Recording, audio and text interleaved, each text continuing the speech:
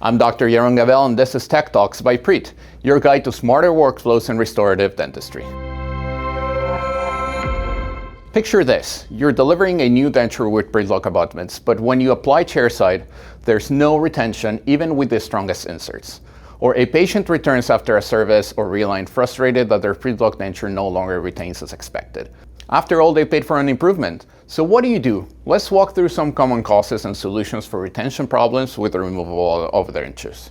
Retention issues on a new denture can be caused by several factors, including high spots on the acrylic, worn abutments, or incorrect cuff guide where the line of demarcation is covered by the gum tissue, not allowing the inserts to fully engage, or high spots on the acrylic where the tissue prevents the inserts from locking into the Preat attachment.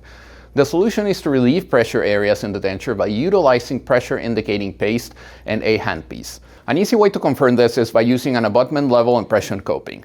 Placing these copings on top of each abutment gives you insight into abutment parallelism, as excessive divergence could cause lack of retention. If you notice you have over 20-degree deviation, you need to switch to extended range inserts.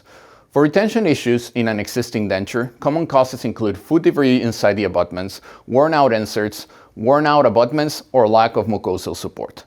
After cleaning all the abutments with an ultrasonic scaler, utilize impression copings as described before to determine if any abutments needs changing. The presence of striation marks or removal of the surface coating on the abutment is a clear sign that the abutment is worn out and might need replacing.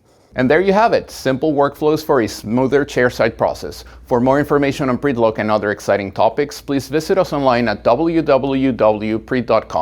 I hope you found the contents of this video helpful. Thank you for watching, and see you next time.